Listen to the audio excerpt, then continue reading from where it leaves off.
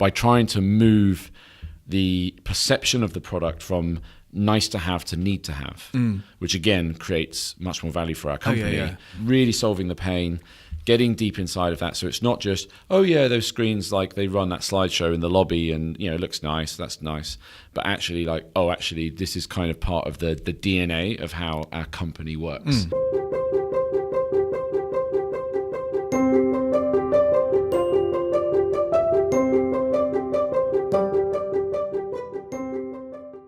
Okay, hello and welcome to this edition of Behind the Screens with me, David Hart, and Mark McDermott. Probably already had the intro there. Welcome. I think it's always good that they could hear our names in a British accent, because I've always noticed that Americans will say McDermott, and it sounds like Kermit the Frog. Hart, and McDermott. Yeah. It's like, no, McDermott. Don't think American can say it like that. No offense to American. Suddenly iTunes gets to 1 star. Yeah. Sorry, you guys. Just you say our name's funny. Yeah. So anyway. talking about, what are we on today? What we're going to do? We're going to talk about America today. No, we are going to talk a little bit about America.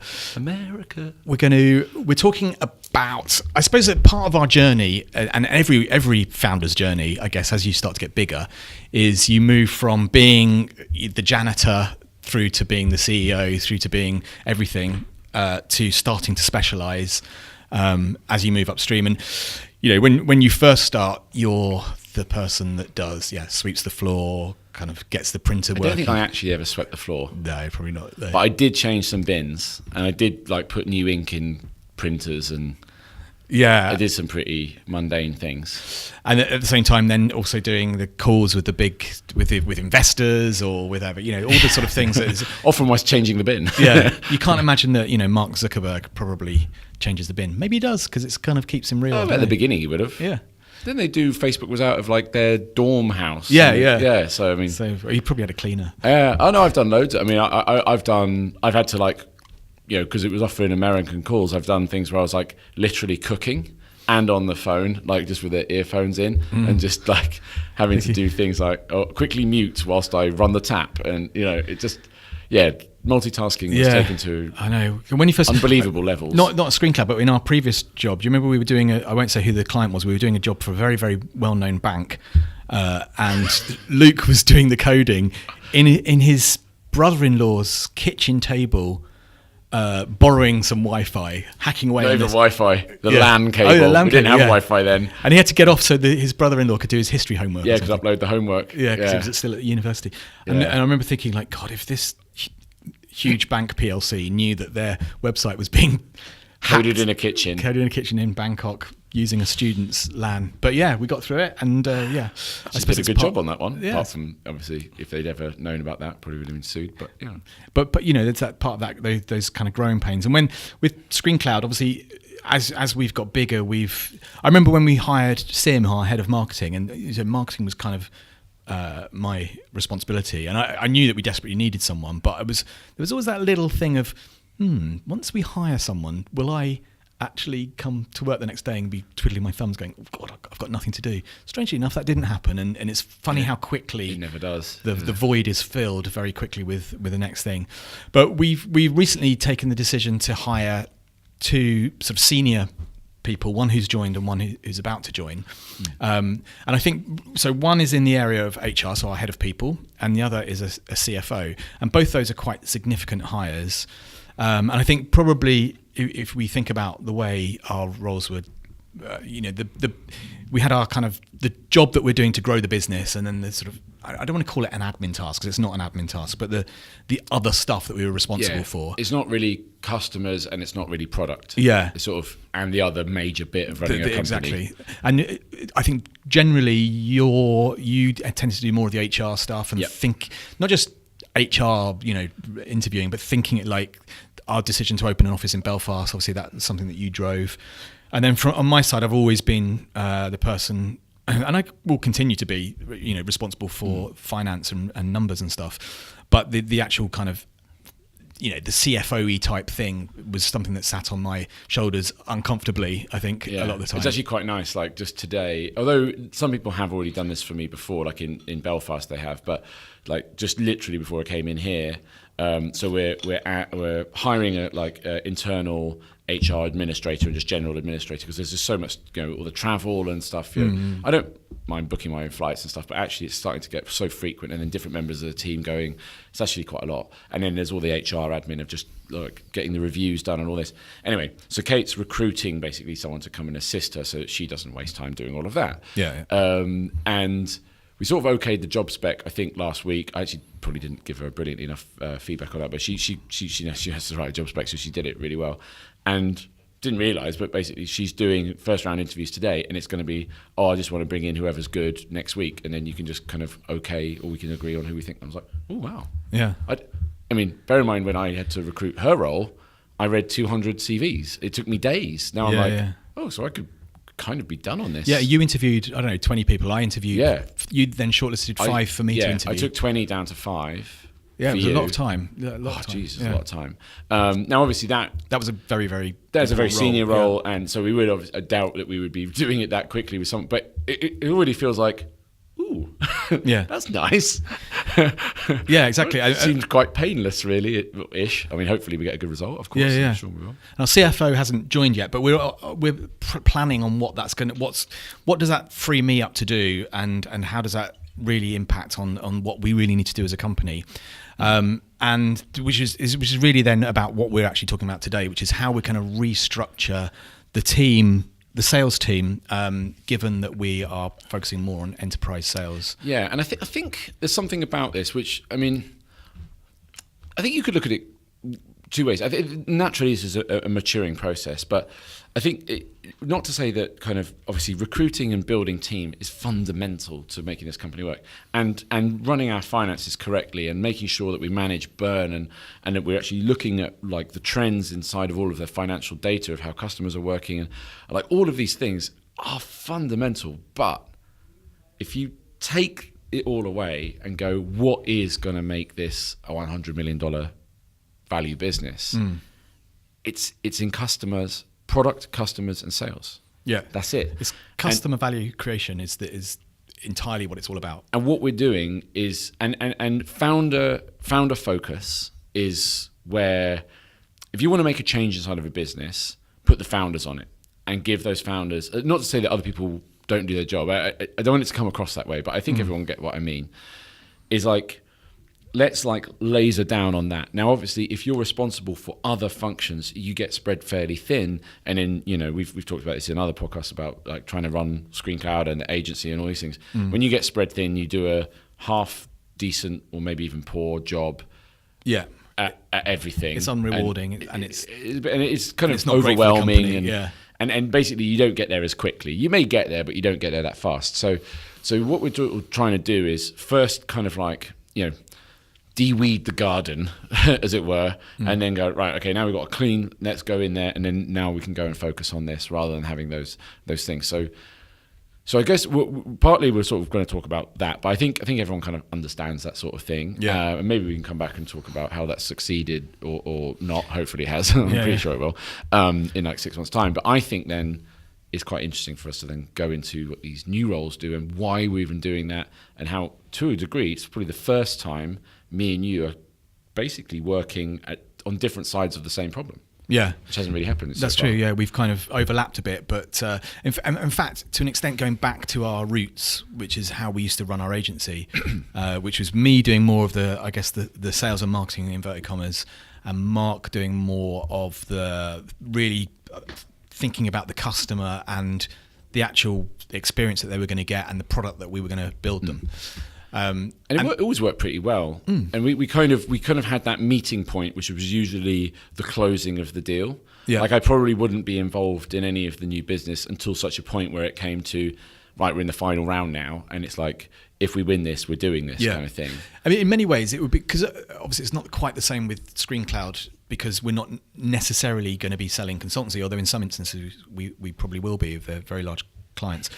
But there was, in many ways, what that was like was bringing business services, or however we're going to call it, into that prospecting pitch process, because it's actually at that point it does become quite important, because obviously the clients, they've done their procurement, they've done their kind of due diligence on you, and then it was like, okay, so show me what I'm actually going to get. And obviously with a consultancy, you're selling creativity and all that kind of stuff. But obviously they don't actually necessarily know for sure what they're going to get until they actually get it. So it's part of that. And there's a huge difference. Say you take a 1,000 screen deal across anything from 10 to 50 or even 100 locations.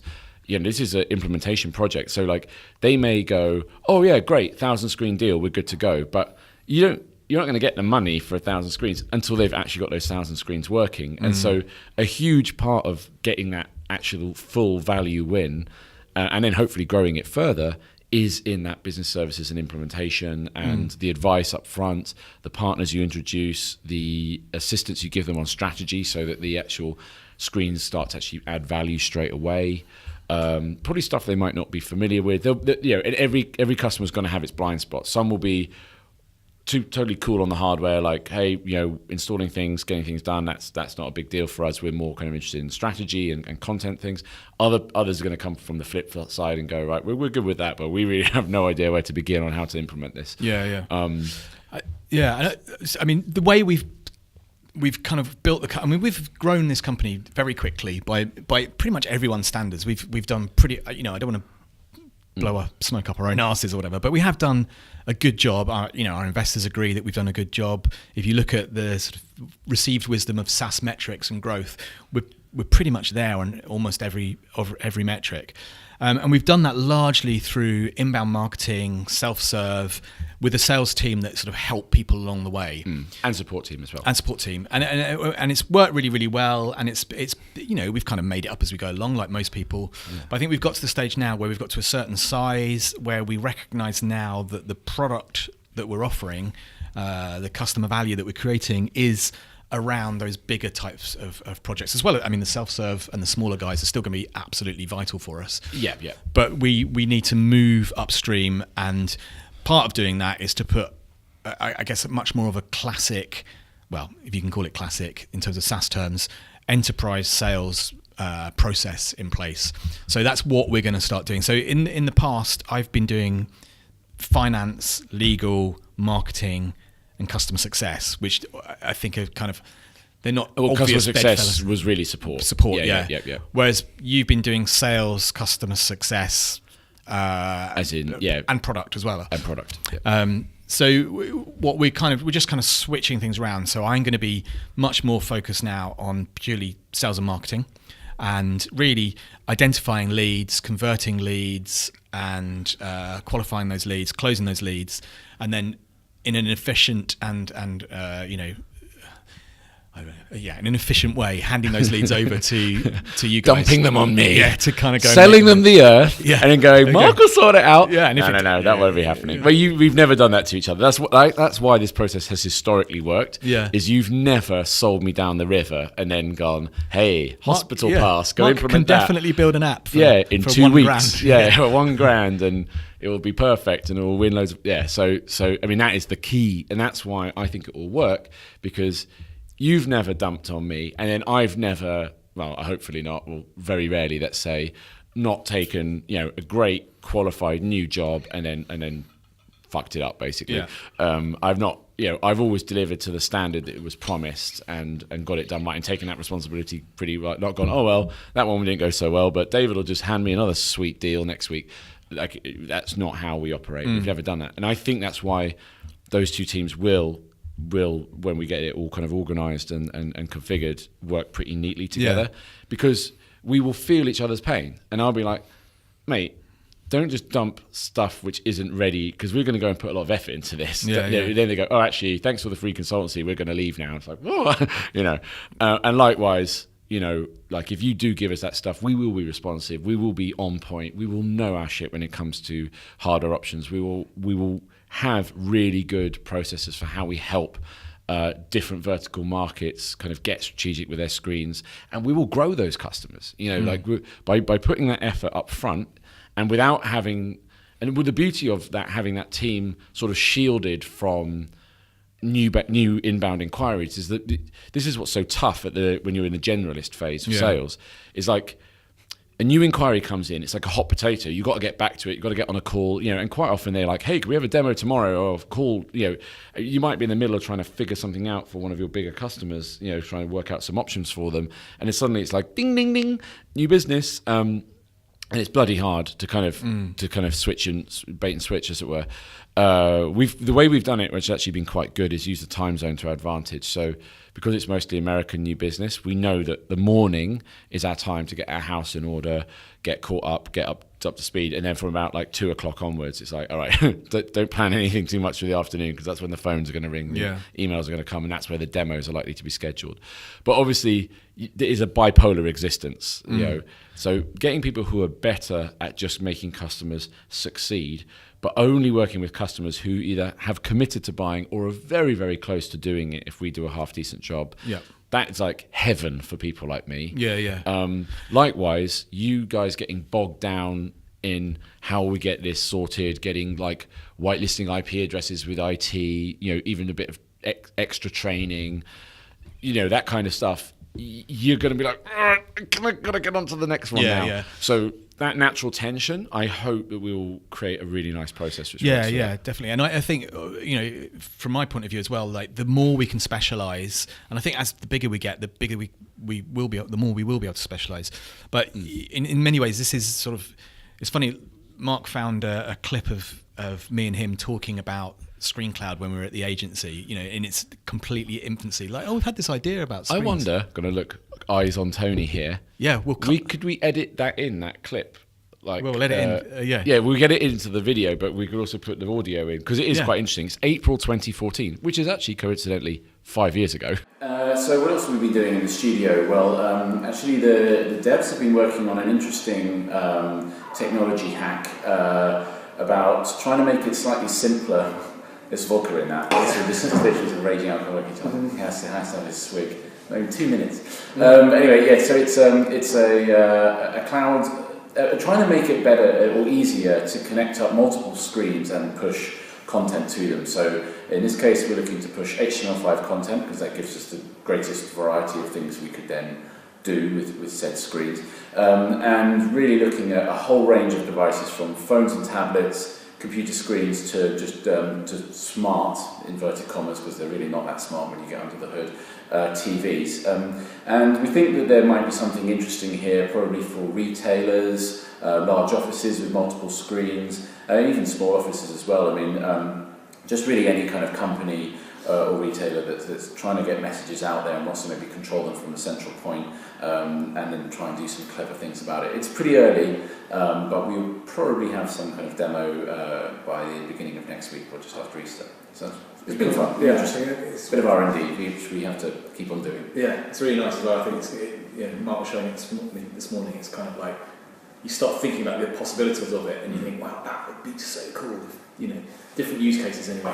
So really excited about that. This was before we kind of incorporated the company. This was literally... It was a year before we incorporated. Yeah, we was just like, we've got this idea.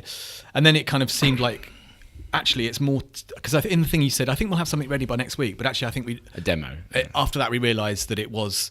It seemed on the face of it quite an easy problem to solve. And then it became which was then why we saw that there was an opportunity for a product.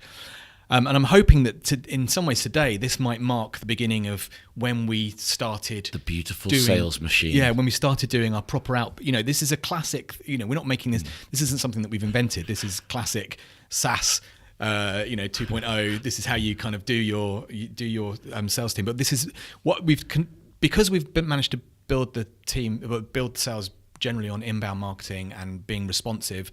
If there was a big opportunity for a larger client, that's when we would respond to it. Now we have to move to that point of like, okay, well, how can we create a process that's not just in Mark's head or Sam's head or Bobby's head or whatever, something that we can just keep bringing people in. There's a process, we move it along. So the first things that I'm going to be doing with my team is moving them. So at the moment they're sort of generalists. They're doing, they're writing the theme tune, singing the theme tune. People in America won't understand that reference. They're doing pretty much everything. Yeah. So we're going to move to that thing of having an SDR whose only job it is to outbound market. Well, actually, can we pause on that, because I think that's a new interesting thing. And I'm not sure that many people, unless you've got really, really switched on investors like we have advising us. I think this is one of the things people don't quite understand about how you build a big business, is that inevitably, and honestly, if you don't do it, you're mad, the first customers should all come from inbound marketing, right? Yep. It's because it's reasonably easy-ish, but not that easy, but it's quite possible. Like, you know that there's people out there in Google land and Facebook land and all that sort of thing searching for answers to problems. Right, to like, I need software that does this, and you want to go and like farm them and like pull them in, get them in the funnel, figure out the right ones, the right terms, and all those sort of things. But that is classic inbound marketing. Yeah, and they're going to be more likely to be forgiving and all that kind of stuff. Yeah, well, they found you. They're pre-qualified. Yeah. They're looking for a solution, right? Yeah. And so it's like, oh my god, it's like a sweet money tree once you get it right. The problem is, actually, you're going to explain that better than me, I reckon. What's the problem that we get?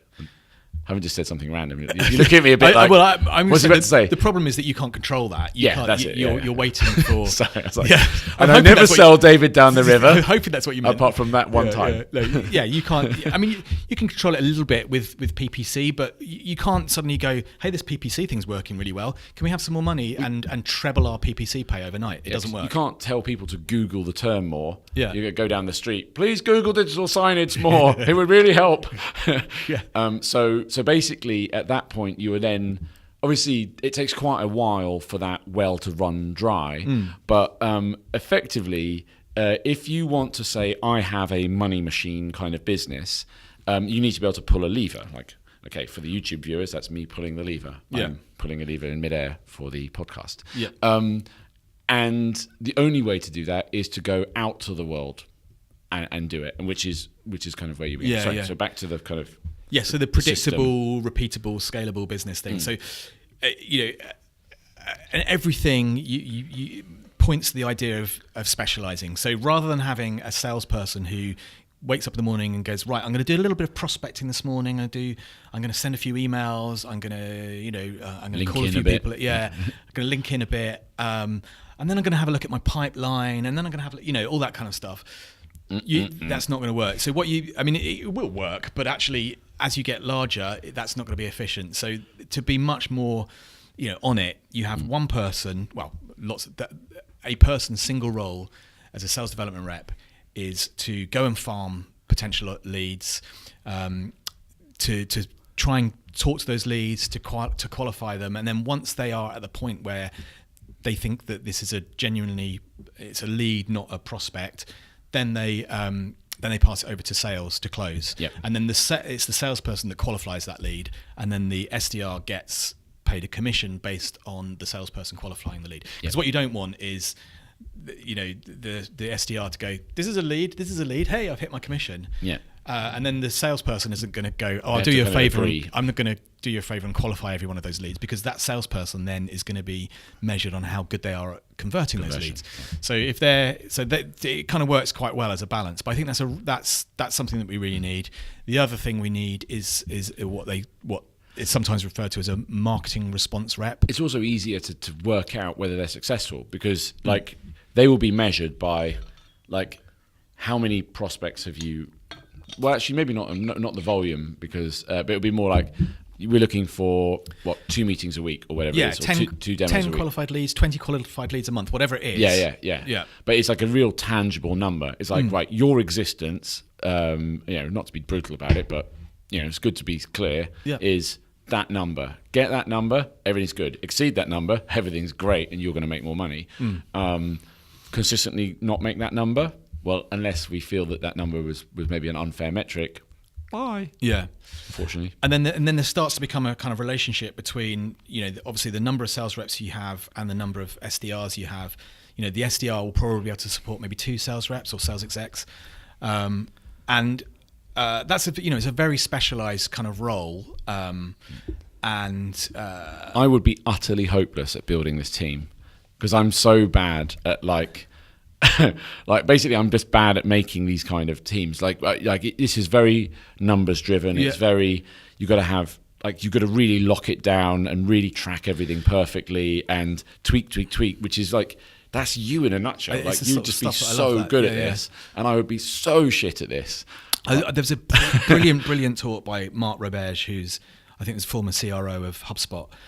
And we were talking about this actually earlier, and I absolutely love this. He was talking about this idea of your CAC being a speedometer, but actually we were saying maybe it's more of a rev meter or something. Is it, what's the?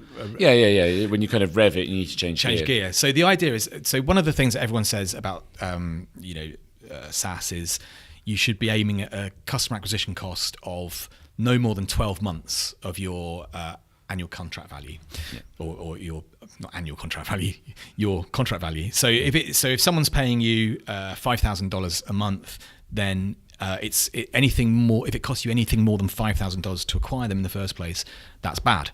So $5,000 a year.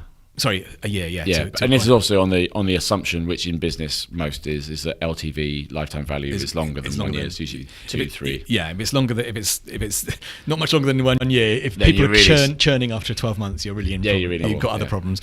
But so assuming that, and then what people often say is that there's a lifetime value to CAC ratio of 3 to 1. So, but working the assumption of 12 months, customer acquisition cost. So if you're able to, if that's what you're looking for, and you get to 12 months, and as you get better at it, it starts to fall. Let's say it starts to fall to 8 months. At that point, you can say, you know what, it's time to change gear. It's now because we're effectively leaving money on the table, because we're kind of, our costs of acquiring these people are primarily our sales guys who are earning a commission. Now, if they're getting to the point where there's so many leads and it's kind of, it's getting really, really easy or easier to convert these guys, then it makes sense to add another salesperson. So you're kind of like using it as it starts to drop, maybe it gets to 8 months, you go, okay, change gear, add another person. Obviously your customer acquisition costs will immediately jump up, but then it starts to come down as the ramp up period comes to a conclusion. And I just love that.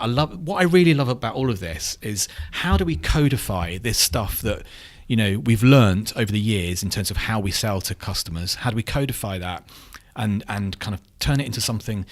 I don't want to sound like we're robots, because it's not. There still need to be people seem to be super smart at doing this stuff. Yeah, it's not like, and wells will run dry. Like they might find like really good ways of prospecting, and then that will just dry out. And you've got to go somewhere else. You've got to try different verticals. And it's not like we're going to get people reading from a script. People are going to have to be smart about the way they sell. And our customers are sophisticated people. Like they might not necessarily know lots about digital signage, but I mean, we were in a pitch this morning. Like they know what they're talking about. You can't just be. What does a script say in a call center? That's not gonna fly. This isn't going to work if it's a sort of, what's it? Especially for the bigger, higher sell deals. Sell them cheap, pile them high. That's not going to work for this. No. So, but what will work is this idea of like, we have a process in place that everybody knows. This is the way it works. Everybody's really clear about how they're going to, what they have to deliver, and some rules around pricing and that kind of stuff. But also, the whole team understands when it's the cadence at which we can hire more sales reps. Because what we don't want to do, conversely, is go, hey, I think we found a repeatable model. Let's hire 20 sales reps overnight, because probably we'll be firing 20 sales reps. Yeah. They do say that actually one of the of the later stage, when a company starts to show a bit of kind of traction and maturity like we do, one of the worst things you can do is scale too fast. I think this is not an issue for us, because we're so cautious. We actually get told off by investors for not spending enough money, not taking enough risks. I know, we had not that. told off, but we had that the other day. Normally I wouldn't say this to my investments, but you guys really need to push a little bit harder on the accelerator. Just burn more. I mean, it's not that we're not working hard, it's just basically hire more people, take more gambles and things like that, which is kind of interesting. I guess that's what happens when you run your own company out of cash flow for 15 years. You get a mindset of... You get a bit of a mindset for that. So we're still breaking that down. But I think what's kind of interesting, that anyone listening to what you've just said, or watching, or whatever it is, would then suddenly realise, wow, like the people in that team are incentivized, thinking in a completely different way to and it is still salespeople, but it's kind of like sales and success engineers. I don't know, we haven't come up with the terminology for what these people are going to be in my team, which is like, you land some of these good, decent deals then you've got to get back into that funnel and go again. Yeah. You need to pass the ball to us because you'll have like run out of steam at that point, and then we go sprinting down the line towards the finish, right? And it's different. I mean, we know already from the people within our company. You think about someone like Duffy, he's very, very great. He's just Duff. So I called him Duffy yesterday. Yeah. It's because Bobby and Duff. Right, It's like a hybrid. I know. Sorry, Duff. His real name's Adam, but he's Adam. Is it his surname Duffy? Yeah. But he shortens it to Duff. But if you could say Duffy, I think there's a female singer called Duffy, which just makes me think, okay, he's anything but the female singer. Anyway, Duff is super charismatic, like really friendly guy. He's a perfect person for nurturing those relationships and closing those relationships. But he's not going to be the guy that then spends the next 3 months really getting into the weeds of how we actually turn this product into from this. And actually, we're in a brilliant position that already our customers expand. I mean, generally speaking, over 12 months, most customers expand between 30 and 50%. So I think that's pretty unusual. I could get that up. Yeah. So imagine if we then go, okay, well, this thing that naturally happens, now we're actually going to put some proper focus into it. Yeah. And we've got other people in the business who love that kind of thing. Yeah. And will want to work. Training, strategy, new ideas, even bespoke applications for the biggest ones, or even just us actually saying, look, we could see how you're using the product, but actually if we configure this more smartly or configure your devices better, like half the times we can make a customer's account purr like a lovely cat. If we just configure everything to work a little bit better and more automated, it can cut out almost any human interaction on the annoying bits, say around device maintenance and things like that, which just people just don't know about. But if we just have a little bit of time and energy and knowledge and experience to go in and see it and go, you know what, there is a better way of doing this. Would you be open to us helping you on that? Or, which I think is another thing we can do, actually selling in kind of consultancy projects, which is like life going totally full circle and going back to it. But at least selling in consultancy on top of your own subscription, and you could do things like potentially if it's a really massive opportunity, the consultancy is free or whatever. Like, I mean, you can kind of tally up, tally down, however that works. And then that opens up so many more doors, but also so much more work because, you've got a team dedicated to, say, training and getting more users in the organization more comfortable with ScreenCloud, right? Because if more users are using it in terms of the company, churn's less likely because if that person leaves, people are also trained on it. But also if more people know how to use it, more people are going to come up with fresh ideas for content. Screens are more valuable, It goes on and on. That's just training. But what about kind of doing those integrations and those kind of more specific engineering oriented tasks, which is just about getting information they didn't think was possible up on a screen to make it possible. Yeah. Because we know how to build these things. Yeah. I suppose what's interesting as well is you can see how so the other role is an MMR, which is or different work, marketing response rep. So that's the person that will probably be someone who's probably fresh out of uni, who's probably doing something like will be responding to the calls that come through the website, and then doing sort of demos and stuff, unless it looks like this person is going to be an enterprise client, in which case they definitely don't touch that and they pass it over to a sales rep. So you've got these kind of two roles. One is completely outbound. One is responding to inbound inquiries, because obviously we've been very good at that. We've always done, if people want to talk to us, we don't go, well, you only want 5 screens. We've always said, like, we want to give. I mean, I genuinely think all this stuff aside, the real reason that we're here is because we're creating customer value. And if customer value is revenue is a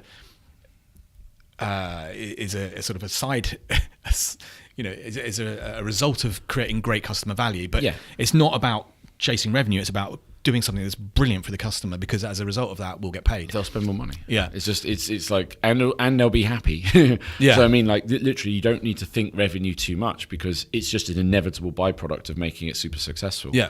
And also by trying to move the perception of the product from nice to have to need to have, which again creates much more value for our company. Because I mean, sometimes what's the pain we're exactly solving? Really solving the pain, getting deep inside of that. So it's not just, oh yeah, those screens, like they run that slideshow in the lobby and, you know, it looks nice, that's nice. But actually like, oh, actually this is kind of part of the DNA of how our company works. And without that stuff on the screens, like our company doesn't work as well. Well, we met a customer this morning who, you know, the pain that they had was that they had an intranet that no one was really logging into, and there was content that they needed to get out there. And they're in like kind of finance and investment. Yeah. And there's some compliance. They've got 800 members of staff distributed all over the world, you know, and you could see there was a real pain there. And this was a solution that they'd already been thinking about, but I think they hadn't perhaps thought about it to the extent that we've thought about it. So there were things that we were kind of opening up. What was also clear, because of the higher profile of that customer, was they're going to need quite a lot of help to get successful. Like they're already kind of sold. Like I would say, maybe not completely sold, but I would say they're pretty close to like, yeah, we kind of want to do this now, which would be, I would say after today, would have been a natural handover point to my new professional services team, which is because they're going to have, like their IT team is pretty strict about what apps can and can't do. They've got specific questions around where data is stored, how it's stored, you know, things like SOC 2, ISO, like even down to hardware and what hardware would work best inside of their firewall, hosting, all of these things. So that is you know, I know that my new team, in 6 months, we could make that company super successful. Yeah. But if we were saddled with having to do a ton of new business demos in between, and that's going to be a tough challenge. Like we didn't walk out of that room just going, that's money in the bag. It's like the money wants to go in the bag, but it's a complicated lock that needs to be picked first to open it. And it is like, you know, what if you boil it down, what we're trying to do is create more value for the customer, and then that, as you say, that is the byproduct of that is revenue. And actually, sometimes what's an interesting thing about value, which I think I underestimated this, is I often thought value was more about what goes on the screen and that being valuable to people. But actually, which is obviously true and probably is the primary value, there's a lot of value in just helping people navigate the procurement process internally so they can actually try and do these things. Because I think quite often what happens is they're so restricted, or there's a perception of restriction in terms of what they can buy, who they can buy it from, the ways it can be configured and stuff. You need to be pretty technical to get your head around all of this. Is to go, okay, there's still a way we can get what you actually want up there, but without, you know, crossing these red lines that have been given by legal or IT or whatever it might be, which are legit. You know, we're not bagging them for no reason. There's a reason that stuff exists. And actually, that in itself is value, because if you're just going to go on a website and buy a software product, well, it doesn't magically do that for you, does it? Yeah, and I think actually that's one of the roles of the sales team, not necessarily to solve those solutions, but to basically, when they're handing over. So we were talking about this, the handover, if you like. Part of the thing is to actually give us a heads up. Well, actually, you know, okay, they're great. There's an opportunity and we've closed and whatever. But part of the thing is to basically describe what the kind of processes within the organization to get these things expanded and to get procurement, and you know, who is the key decision maker, and how, what are the pain, not just the pain of the product, but the pain points of the people, and also to sell in that next team, so it doesn't look like, oh, Mr. Business Development guys waltzed off into the sunset, left us with these nerds. It's like kind of going, actually, at this point, we have an expert team with experience in just these problems who are going to take this on. I'm going to be working with them. I'm not vanishing, but likewise, this is what they do. One kind of thing that we've sort of spoke about as well, which, and I'm not sure we've quite solved it, is when it comes to renewal, because in some ways, so the conversation we had with our investors, they were saying, well, actually, because it's revenue, it's almost like if you think about sales as being about revenue, when it comes to renewal, it's back into the sales team. But as a consumer of what you hate is... if we've been working together not quite day in, day out, very regularly for like 6 months, and then some random guy with bright, shiny teeth said, oh, it's me again. Fancy a steak? I've got another PO, or can you give us another PO? And you're like, whoa, hang on. So my opinion is that feels weird, that person coming back in. Our investor was completely adamant that it's a sales job again. Yeah. Maybe it's, I don't know. I don't know. Do you both go and have 2 steaks? Yeah, 2 steaks. 2 steaks for the price of one. I mean, I don't know. I've always felt a bit funny. Like, I've obviously procured software before, and I can spot it a mile off when upsell man comes back in the room. But I've been spending all this time on email with like success engineers trying to like figure out niggles, like get custom fields added, questions about API, like kind of really knowledgeable product people who we probably had to work pretty hard together and like figure things out. And then suddenly, that dude's back. Yeah. I suppose the only thing might be that you kind of think, well, okay, it's the commercial. We're talking about the commercial terms.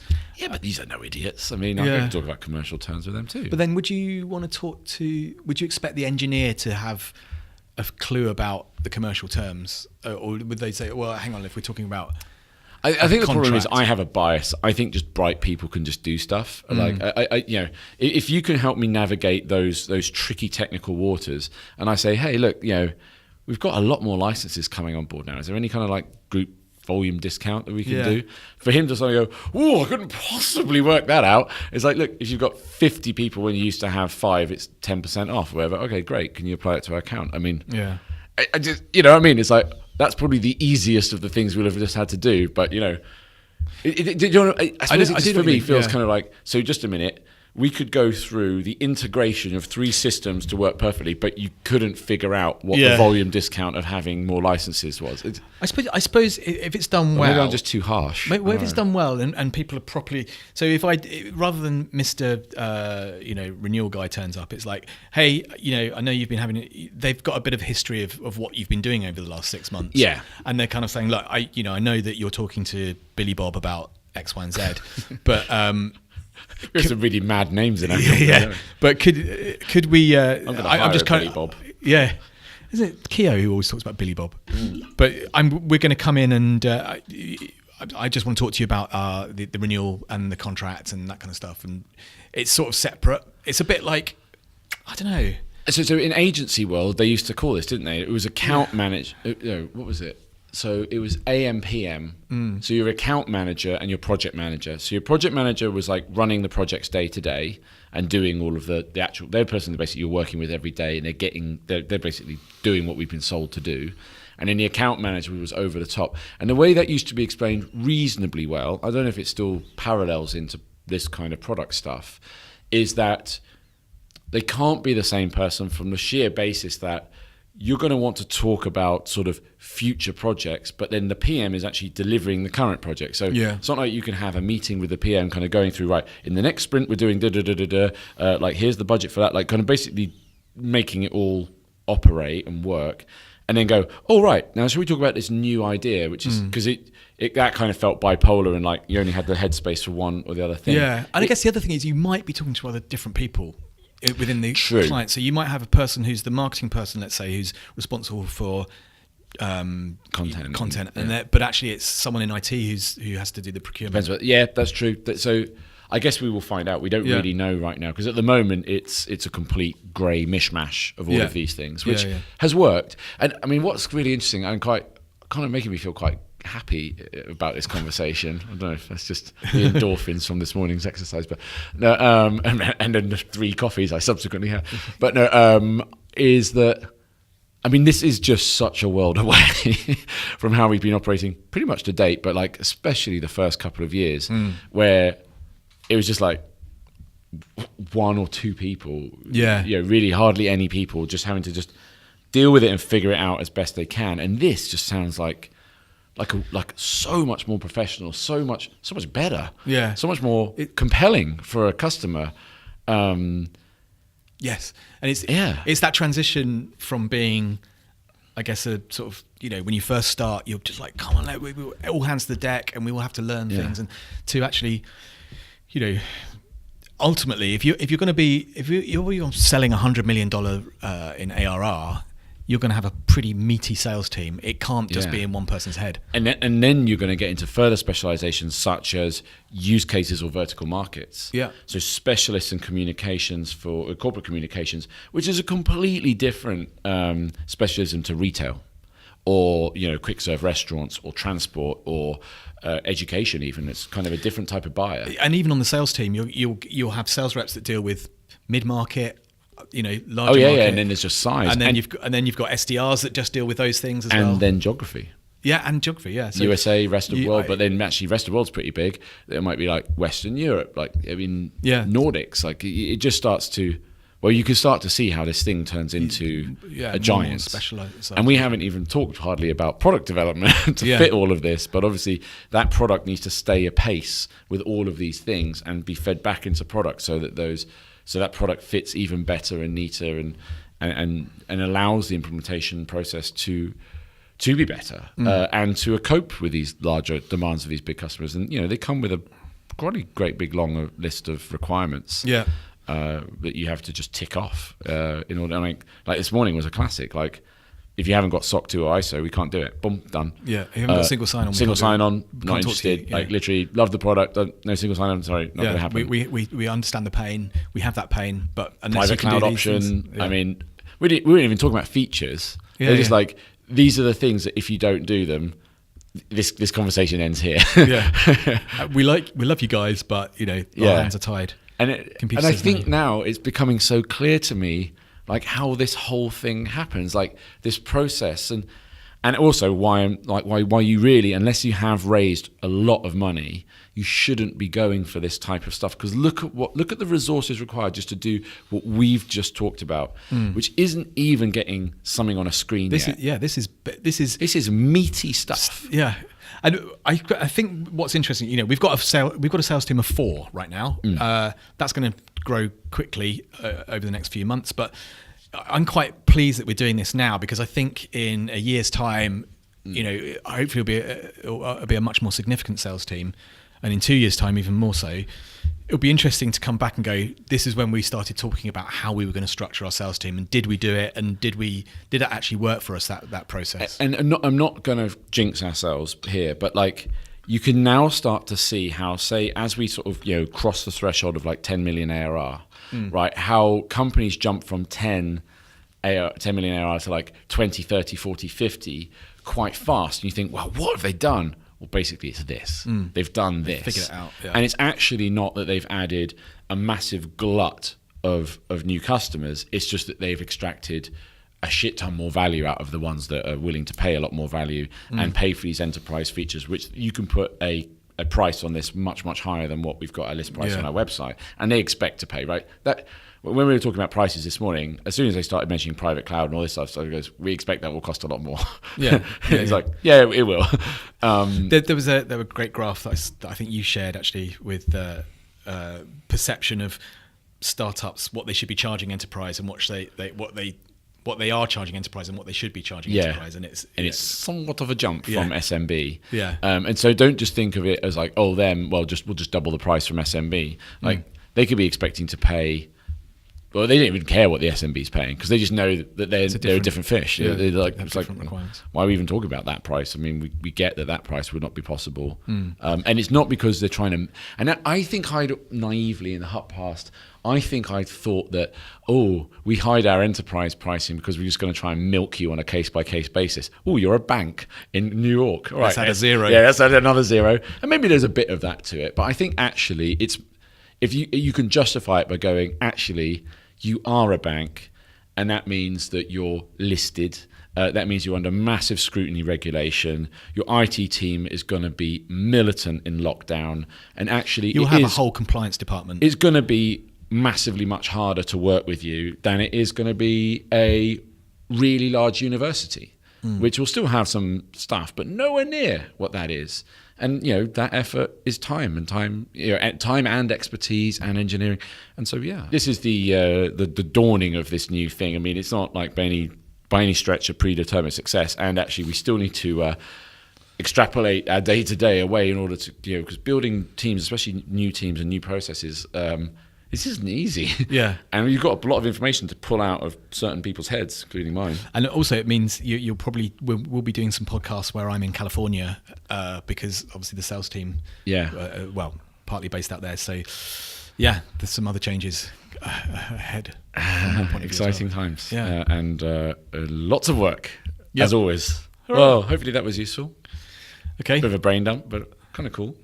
One thing to say, obviously, is we'd love to hear feedback from people. When people do actually say that they've listened to or watched one of our podcasts, it's a really great feeling, and obviously want to know whether people agree with what we've got to say or have any ideas or comments, so please do feel free. Yeah, or what we'd like to, any topics they'd like us to talk about in the future. So you can leave comments below, hit the subscribe, hit the like, hit the share, and all that cheesy stuff. But comments below, or we're really easy to find on social, or just Mark at ScreenCloud.com, David at ScreenCloud.com, Twitter, Instagram.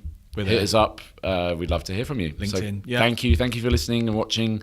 Support and feedback, very greatly appreciated. Cheers, guys.